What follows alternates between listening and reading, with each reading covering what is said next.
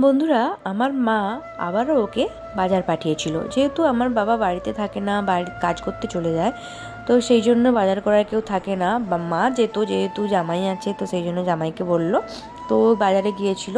বাজার থেকে দেখো কী নিয়ে এসেছে তোমাদের সাথে শেয়ার করি। আমার জন্য দুটো ডাব নিয়ে এসেছে, আর নিয়ে এসেছে দেখো ইলিশ মাছটা কিন্তু পুরো ডিমে ভরা মাছটা আজকে আমি রান্না করব। আর নিয়ে এসেছে কই মাছ। বাজারে কই মাছ উঠেছিল, ও দেখতে পেয়ে কই মাছ নিয়ে চলে এসেছে। আর আমি কিন্তু কই মাছ খেতে খুব ভালোবাসি, ও তার জন্যই কিন্তু আরও বেশি করে কই মাছটা নিয়ে এসেছি। এখন কই মাছটা আমি হাঁড়ির মধ্যে একটু জল দিয়ে কই মাছগুলোকে রেখে দেবো, যেহেতু আজকে ইলিশ মাছ রান্না হবে। তো চলো। আর কই মাছ ধরতে কিন্তু আমি খুবই ভয় পাই, আর কই মাছ কিন্তু আমি ছাড়াতেও পারি না। আমি কই মাছ কেন, কোনো মাছই আমি খুব ভালো ছাড়াতে পারি না। আমার শ্বশুরবাড়িতে কিন্তু আমার শাশুড়ি মা রয়েছে, আমার শাশুড়ি মা কিন্তু মাছ কাটায় খুবই এক্সপার্ট, মানে সমস্ত রকমের মাছ খুব সুন্দর করে অনায়াসে কেটে ফেলে। আমার মতো কে কে মাছ কাটতে পারো না এখনও, অবশ্যই কিন্তু কমেন্ট করে জানাও।